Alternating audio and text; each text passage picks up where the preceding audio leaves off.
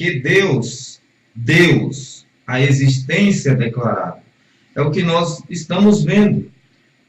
Muita gente prega, muita gente ensina contra a existência de Deus.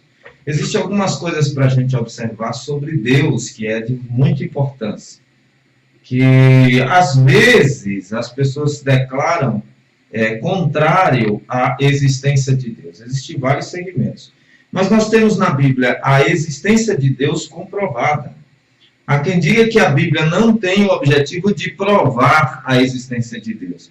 Não tem de como sendo ele uma fonte material, né? Como, por exemplo, como se fosse uma questão científica, né? Algo que se possa pegar, algo que se possa dissecar, como o cientista faz com a sua cobaia. Não temos Deus dessa forma. Mas nós temos Deus da seguinte forma. Nós temos a existência de Deus em várias formas, como comprovar na Bíblia. E como a gente vem vendo, a gente vai dar uma analisada novamente aqui no assunto, que é para a gente ver como provar a existência de Deus. Teontologia é colocado como uma teologia máxima, né? É a base da teologia. Por quê? Nós não estamos pesquisando e procurando provas de que Deus existe. Não tem como provar humanamente, como se prova a sua própria existência, de que Deus existe. Mas tem como nós estudarmos, né? Diferentemente, por exemplo, o panteísmo afirma que Deus está em todas as coisas, né? Que Deus está em todo lugar, mas que Deus não é um ser pessoal como nós estudamos. Mas, na verdade, nós aprendemos diferente. Deus não está em todo lugar da forma, ou seja, Deus não é todo lugar, Deus não é todas as coisas. Ele está em todo lugar porque um dos seus atributos é a sua onipresença, né? Mas são coisas que a gente precisa entender. Existem alguns argumentos a respeito de Deus. Por exemplo, o agnosticismo afirma, agnosticismo significa nada saber, afirma que é impossível que a gente consiga saber alguma coisa sobre Deus. Já viu que é uma das declarações de um dos amigos de Jó, né? O agnosticismo ensina que Deus, ele criou o céu e a terra e tal, mas o agnosticismo, na verdade, num sentido assim mais filosófico, também traz a ideia de que o homem não pode, como Deus é transcendental, já que Deus é um ser transcendental, não existe a possibilidade jamais de que o homem pudesse conhecer Deus plenamente como Deus é. Realmente, de modo pleno, nós não conseguimos. Não temos como entender, compreender, conhecer a Deus. Mas o que nós estamos estudando não é a questão... não estamos utilizando Deus como uma cobaia de pesquisa. Não estamos estudando Deus como sendo um objeto de análise sobre a mesa. Não, nós estamos estudando a sua palavra. É o objeto de estudo que nós estamos utilizando. Ou seja, embora não seja possível conhecer Deus plenamente como Ele é, não temos como, né? Nossa mente não vai até tudo isso, né? Eu vou usar a expressão da mulher samaritana, que diz, não tenho com que tirar, não tens com que tirar, e o poço é fundo, de João 4, lembra de João 4? Então, não temos como estudar Deus em si, mas temos como estudar acerca de Deus. Acerca de Deus, sim, é possível, e isso através daquilo que Ele revelou na sua Bíblia. Então, existem algumas crenças errôneas. A crença errônea que existe são algumas principais que nós destacamos, o agnosticismo. Você lembra quando nós falamos sobre agnosticismo, como agora de novo. O politeísmo, que todo mundo sabe que acredita em vários deuses, né? Politeísmo, dá essa ideia de mais do que um deus. Existia, além do politeísmo, o hedonismo. O hedonismo acreditava, há quem diga, por exemplo, que Melquisedeque fosse assim. Ou seja, ele não era politeísta, mas o hedonismo acredita se eu não estou, eu acho que eu estou confundindo aqui o termo, mas havia uma crença no Antigo Testamento que dizia que Deus existe, mas ele é maior entre outros deuses que também existem. Há quem diga que Jetro, por exemplo, sobre Moisés, fosse desse conceito, né? De que Deus, ele não era o único. Ele poderia ser o maior de todos, mas ele não era o único de forma alguma. Existem essas questões. Existe também a posição panteísta, como nós dizemos, que Deus é tudo em todos, Deus está em todo lugar. Nós temos textos na Bíblia em que Paulo parece combater, né, a questão do panteísmo. E existe também, a mãe natureza é Deus, Deus isso, Deus é aquilo, Deus é o universo, né? Deus é a grandeza do universo. Existe também o materialismo, esse também é muito conhecido de todos. O materialismo vem falando que da questão matéria. Deus não pode ser visto, Deus não existe, porque Deus só existe aquilo que se pode ver, aquilo que se pode tocar. Disso também faz parte o ateísmo, né? Que defende o materialismo. Então, existem muitos outros segmentos, existe o deísmo, existem muitos outros segmentos que vão tentar contra a teologia que nós aprendemos com as Escrituras Sagradas sobre Deus, né? Sobre Deus, o Ser Supremo. Mas a existência de Deus existe. Primeiro, como provamos a existência de Deus? Vamos recapitular. A existência de Deus, ela pode ser comprovada, a existência de Deus, ela pode ser comprovada da seguinte forma. E nós temos algumas verdades para a gente entender aqui. Primeira, a forma que a gente conhece a existência de Deus, que prova a sua existência, é que as Escrituras, apesar de não oferecer nenhuma demonstração racional, lógica da existência de Deus, por que nós faremos essa tentativa? Fala aqui o autor aqui. Aí nós vamos entender da seguinte forma. Existem pelo menos alguns argumentos em relação à existência de Deus. O primeiro argumento é chamado de o argumento da criação.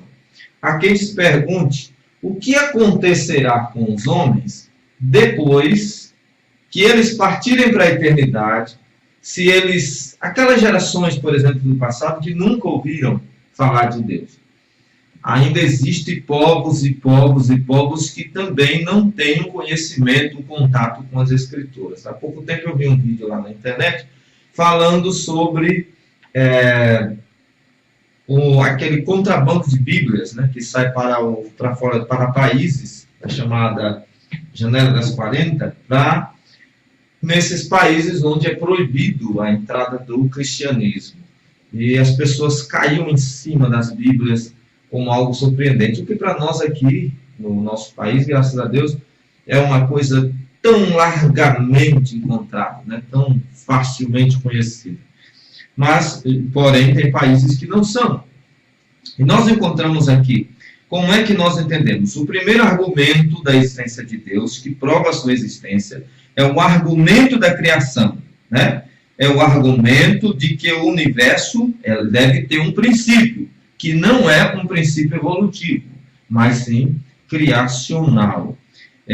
Todo efeito, no sentido de que todo efeito vem de uma causa primária.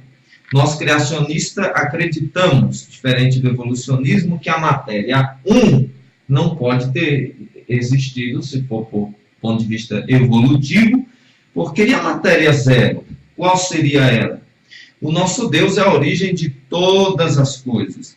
Em Hebreus capítulo 11, versículo 13, a Bíblia diz que todas as coisas foram criadas pelo seu nome. Em Colossenses, a Bíblia diz que todas as coisas foram criadas por Ele e para Ele, porque Ele é eternamente, Ele é Senhor, né? Origem de todas as coisas. Em João capítulo 1 diz que todas as coisas foram criadas através do Verbo. O Verbo estava com Deus, sem Ele, sem o Verbo, que é Cristo. Estudamos em Cristologia. Sem Ele, nada do que foi feito se fez. Então nós temos esses exemplos importantíssimos bíblicos para a gente compreender. Aí aqui você vai. O argumento da criação. O que acontece com aquelas pessoas que nunca ouviram falar do Evangelho? No livro de Romanos capítulo 1, vamos ver, tem um texto muito conhecido, creio que é muito familiar dos irmãos. Romanos capítulo 1, o versículo de número 18. Porque do céu se manifesta a ira de Deus sobre toda impiedade e injustiça dos homens, que detêm a verdade em injustiça. Porquanto o que de Deus se pode conhecer, nele se manifesta, porque Deus o manifestou.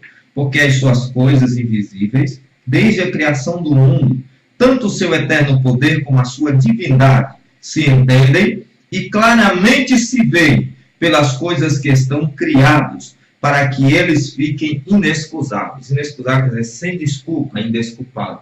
Olha o que o texto está dizendo. O texto está dizendo que até a divindade de Deus se manifesta primeiro através da criação do mundo. Lembra de Hebreus 11:3 que citamos? Porque pela fé entendemos que os mundos, a palavra cosmos, o grego aparece aí plural da palavra mundo, né? Os mundos, e aqui no singular, o mesmo termo de lá. O mundo se entende e claramente, não é obscuro, se vem sobre a existência de um ser supremo. Se vem pelas coisas que estão criadas, para que eles fiquem indesculpáveis. Então, são questões interessantes sobre a existência de Deus. Tem como estudar e provar teologicamente que Deus existe? Tem sim como provar. Nós temos aqui, a primeira prova é um argumento da criação. Alguém pode não entender nada de teologia, alguém pode não ser cristão, alguém pode não ter estudado a Bíblia, alguém pode não ter uma compreensão mais profunda das Escrituras, mas certamente, com toda certeza, como nos assegura as Escrituras Sagradas, é possível sim ter um conhecimento de Deus através das coisas que estão criadas, animadas e inanimadas. Ou seja, irmão, quer conhecer a Deus? Se olha no espelho. Quer conhecer a Deus? Se olha no espelho. Nós somos a imagem e semelhança de Deus. E nós já vimos, estudando antropologia aqui, que a imagem e semelhança de Deus não é no sentido físico. João 4 diz que Deus é Espírito. Jesus disse à mulher samaritana. Não é no sentido físico que nós somos a imagem e semelhança de Deus. Ou seja, Deus tem mão? A Bíblia apresenta que sim. Deus tem ouvido? A Bíblia apresenta que sim. Deus se move? A Bíblia apresenta que sim. Porém, Deus é Espírito. Não significa dizer que as mãos de Deus são como as nossas, o ouvido, a orelha de Deus é como a nossa, a boca de Deus é igual a nossa. Não significa isso. Nós aprendemos, né, nas formas de linguagem, que existe o antropomorfismo. O antro vem de homem, né, e morfismo traz a alusão a maneiras de linguagem. Existem várias maneiras de linguagem que também conhecemos pela nossa língua portuguesa, como, por exemplo, a hipérbole, a parábola. Existe várias, a alegoria, o literalismo das escrituras. Existem algumas coisas. O que vai ajudar nisso é o contexto. Então, é a questão antropomórfica. Quando Deus pergunta a Satanás lá no livro de Jó, de onde vens? Que ele responde, de onde a terra passeia por ela. Deus sabia sim de onde ele vinha, porém, num sentido antropomórfico, Deus fez esta pergunta, tá? Aí você observa, né, uma coisa interessante. Deus, ele se prova, se apresenta, né, através da natureza. O nosso autor aqui diz assim: imagine que o Sol é milhões de vezes maior que a nossa pequena Terra. O Sol prossegue que o escritor gira, porque ele está citando uma obra, né? Gira numa órbita vertiginosa em direção à extremidade da Via Láctea a 19.300 metros por segundo, levando consigo a Terra e todos os planetas. E, ao mesmo tempo, a própria galáxia gira, qual colossal roda gigante estelar, levando consigo todo o sistema solar que gira num gigantesco arco a velocidade incrível de 321 km por segundo. Quando algumas seções do céu são fotografadas, é possível fazer a contagem das estrelas.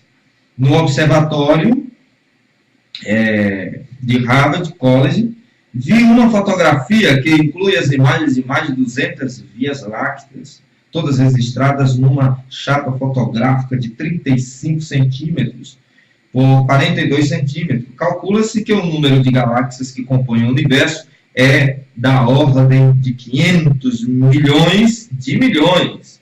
Consideremos nosso pequeno planeta e nele as várias formas de vida existentes, as quais revelam inteligência e desígnio. Naturalmente, surge a questão: como tudo isso se originou? A pergunta é natural, pois nossa mente é constituída de tal forma que espera que todo efeito tenha uma causa. Logo, concluímos que o universo deve ter, e foi, deve ter tido uma causa primária, ou um criador, que aparece em Gênesis capítulo 1, versículo 1, como Deus. No princípio, criou Deus, ou Deus criou, na versão mais aceita, Deus criou, como é King James, em inglês, Deus criou o céu e a terra, Interessante esse tipo de argumento. Então, o primeiro argumento é o argumento da criação. O segundo argumento é o argumento do desígnio. O desígnio é a formosura, o desígnio e a formosura evidenciam-se no universo, mas o desígnio e a formosura implicam um arquiteto. Portanto, o universo é obra de um arquiteto dotado de inteligência e sabedoria suficiente para explicar sua obra. Quando você observa o mundo, você também vê inteligência. Quem foi que ensinou uma mãe animal, como uma cadela ou qualquer outro tipo de animal, a ser tão protetor, como a galinha, por exemplo, a ser tão protetor dos seus filhos? Chega perto de um animal que esteja com seus filhos. Quem ensinou isso? Isso demonstra, isso é um reflexo da natureza do Criador. Isso é um reflexo da sabedoria e da inteligência com a qual este mundo foi arquitetado, com cada detalhe que ele não deixou passar um sequer. Todos os detalhes ele criou. Isso é glórias a Deus. Isso é algo interessante, É algo interessante.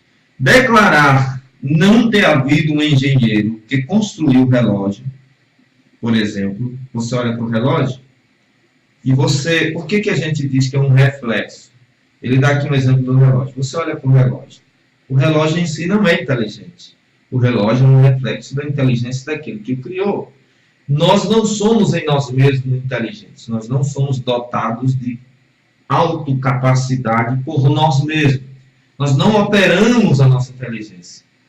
A nossa inteligência é um reflexo da inteligência do Criador. Agora imagine, aonde que os das ciências conseguirão jamais provar que nós viemos de um animal irracional, que nós temos parentesco com animais irracionais. O apóstolo Paulo disse que a carne dos homens é uma, a carne dos animais é outra. A Bíblia contesta veementemente a questão do evolucionismo. Tem crente na internet, tem muita gente querendo fazer um casamento entre a ciência, a evolução, e a criação, a doutrina do criacionismo, do Deus Criador, trino e Criador. Mas não é isso que nós aprendemos nas Escrituras. O Deus, que é tanto um em essência, que é a unidade absoluta, como três pessoas distintas, como unidade composta, que há uma diferença entre unidade absoluta e unidade composta. Quando eu digo assim, o copo é um único copo, é uma unidade absoluta. Mas quando você tem um grupo, por exemplo, o casamento, homem e mulher, a união homem, masculino e feminino, que é a única, né, permitida por Deus, você tem uma unidade composta. Quando Adão era sozinho, era unidade completa. Unidade absoluta, melhor dizendo. Mas quando lhe foi dada a mulher e tornaram-se ambos uma só carne, agora era uma unidade composta. É o que acontece com a Trindade, como nós veremos futuramente aqui. Agora, observa aqui uma coisa interessante. O argumento do desígnio prova que tudo que existe é um reflexo da sabedoria, do conhecimento e da inteligência divina. Então, esses são os argumentos. Outro argumento sobre a existência de Deus é o argumento da natureza dos homens. Que argumento é esse? O homem dispõe de natureza moral, isto é, sua vida é regulada por conceitos do bem e do mal. Ele reconhece que há um caminho reto de ações que deve seguir e um caminho errado que deve evitar. Independentemente da religiosidade, já tem no homem, há um senso de justiça, até mesmo entre os maiores criminosos. Há um senso de justiça.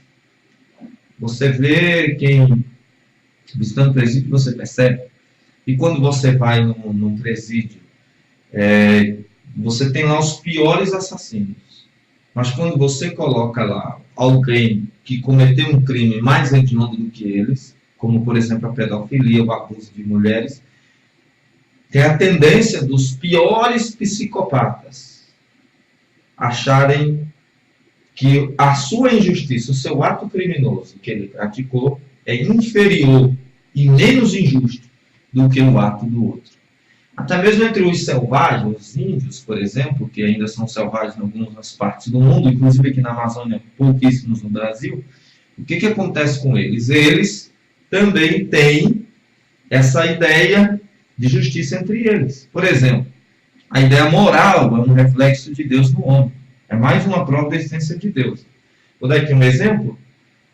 Os índios, mesmo os que estão vivendo como animais, isto é, separados como animais, que eu digo, na natureza, e separados do restante da humanidade, do próximo, da civilização. O que acontece com eles? Eles vivem lá. Mas lá, eles podem até viver desnudos, mas cada um tem a sua esposa, cada um tem o seu esposo. Mesmo quando há uma poligamia, porque eles, em alguns casos, não têm esse senso, porque já é uma questão que também envolve cultural. Estou tirando aqui a questão teológica nessa hora, tá? Envolve a questão também cultural, né? Como do Antigo Testamento, que era tolerado, é uma questão cultural. Já vimos aqui. Agora a questão, mesmo entre quando há poligamia entre eles, mesmo assim, eles têm um senso de quem foi lá ensinar eles. Isso é mais um reflexo de Deus, né? O argumento do desígnio de Deus na natureza do homem, para que Deus o criou, com que propósito Deus o criou.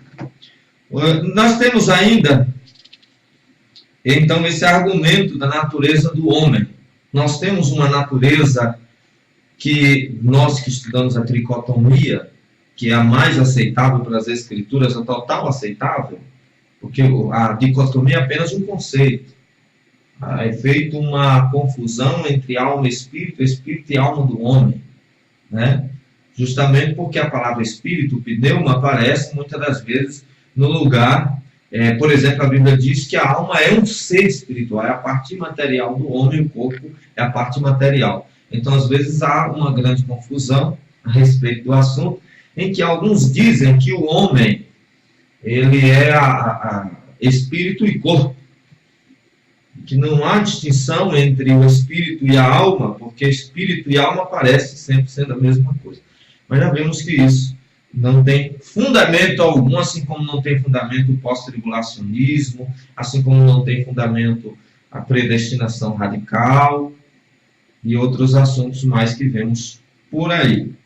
Então, o argumento da natureza humana é essa questão. O homem não tem moralidade, consciência em si, porque ele se evoluiu a isso. Ou seja, nós no início fomos animalescos, irracionais. E com o tempo nós fomos evoluindo, de tal forma que começamos a ter consciência, começamos a ter lógica de pensamento.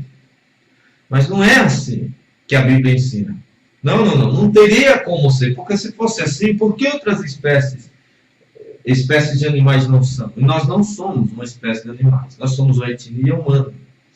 Na nossa questão humana, nós temos uma natureza que vem de Deus.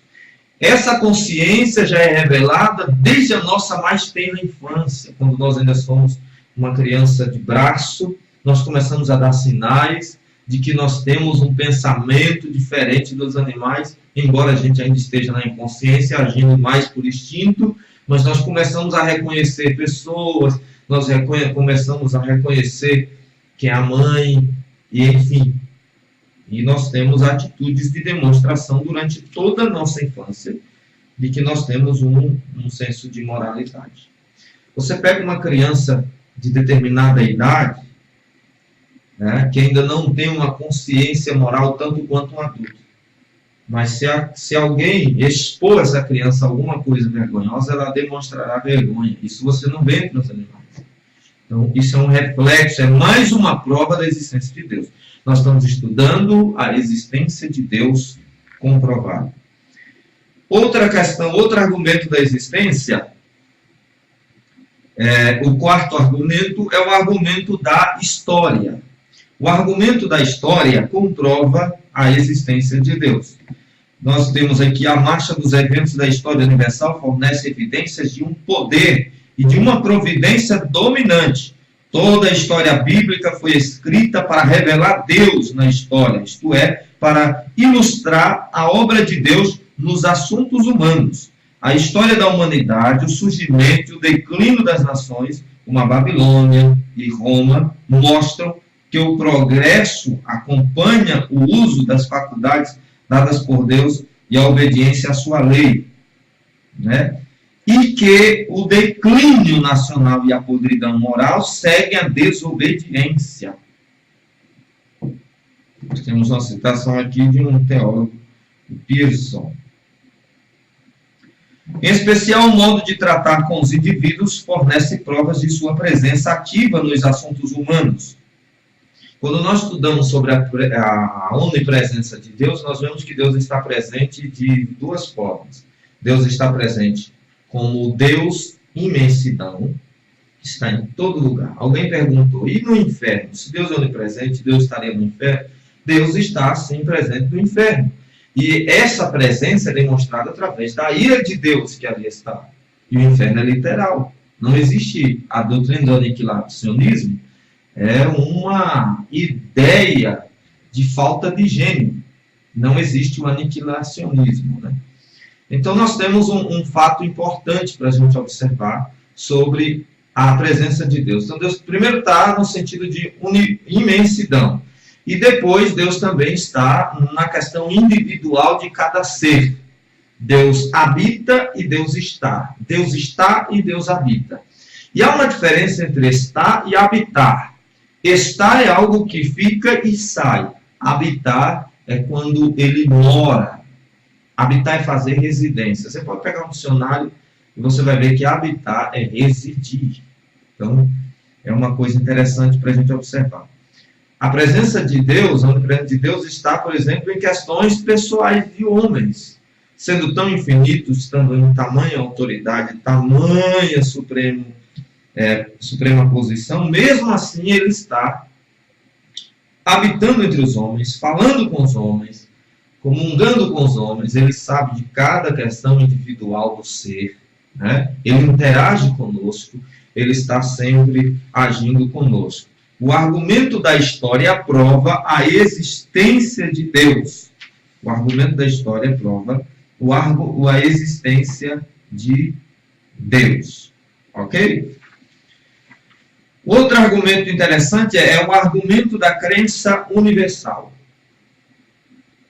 O argumento da crença universal. O que é? A crença na existência de Deus é praticamente tão difundida quanto a própria raça humana, embora muitas vezes se manifeste de forma pervertida ou grotesca e revestida de ideias supersticiosas. Essa opinião é contestada por alguns que argumentam a existência de raças que não têm a menor concepção de Deus. Mas o senhor Jevons, autoridade no assunto de raças e religiões comparadas, afirma: todos os antropólogos sabem que essa concepção já foi para o limbo das controvérsias mortas. Todos concordam que não existem raças, por mais primitivas que sejam, totalmente destituídas de concepção religiosa. Embora alguém possa citar exceções, sabemos que a exceção não anula a regra.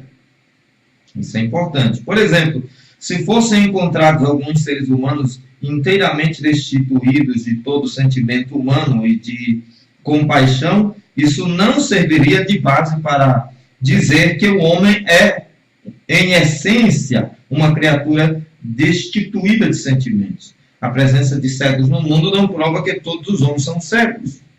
Ele diz aqui. William Evans afirma que o fato de certas nações não conhecerem a tabuada de multiplicação não afeta a aritmética. Então, você tem um argumento aqui bem interessante do autor, né, do curso, que vem falando sobre este assunto. O argumento da crença universal. Por que o homem busca tanto algo para adorar? O homem busca. Você vê a civilização egípcia, lendária, muito conhecida, adorava-se tudo, do sol, as 10 pragas que houve no Egito, na verdade 9, a 10ª é uma praga, mas acho que não tão absoluta, tanto quanto as 9, né, anterior. As 9 pragas é tido como pragas porque foi na área natural, da natureza. E você encontra que cada praga daquela refletia, arqueologicamente falando, contra um dos deuses de culto, uma das formas de adoração dos egípcios. O sol, adorava-se o sol. As pirâmides foram feitas, né, dessa forma triangular. Ela tem uma saída em cima que aponta para as constelações estrelares e para o sol. Então você tem uma coisa, um culto a imagens que representavam mais a natureza do que o homem na história. O homem estava sempre procurando o que acreditar. O homem estava sempre procurando o que acreditar. Uma vez um teólogo escreveu falando de Abraão, dizendo assim: Abraão era de Ur dos Caldeus. A tradição judaica conta também essa história. Mas Abraão acreditava que Deus era as estrelas. Mas quando ele olhou para o brilho da lua, ele percebeu que o brilho da lua era maior, aparentemente pelo menos, do que das estrelas. Então Abraão começou a dizer: Deus não é a estrela, Deus é a lua. Depois, no entanto, quando ficava de dia, a lua desaparecia e o sol era muito mais poderoso em brilho e fulgor do que, e calor também, do que a lua. Então ele disse: não, Deus não é a estrela e Deus não é a lua, Deus é o sol. Mas o que acontece é que a forma da tradição judaica explicar como Abraão chegou a um consenso, um conhecimento de Deus. E aí depois Abraão percebe que o sol uma noite também ia embora. Então Abraão entendeu: não é a estrela, não é a lua e não é o sol. Deus é um ser muito mais supremo. E agora Abraão tornou-se um monoteísta. Abraão creu em Deus, né? E ele acreditou em Deus, ele foi justificado pela fé.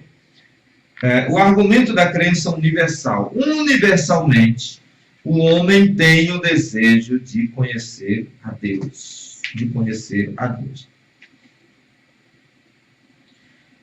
Então, isso é interessante para os irmãos estar notando que a Bíblia tem sim comprovações sobre a existência de Deus. Isso sem falar da natureza de Deus, que agora biblicamente é comprovada através dos seus nomes, dos seus títulos. Nomes e títulos são duas coisas diferentes, mas nós temos comprovação bíblica. A gente vai estar vendo ao decorrer, né, das nossas matérias, nós vamos estar vendo aqui. Então, para os irmãos observar.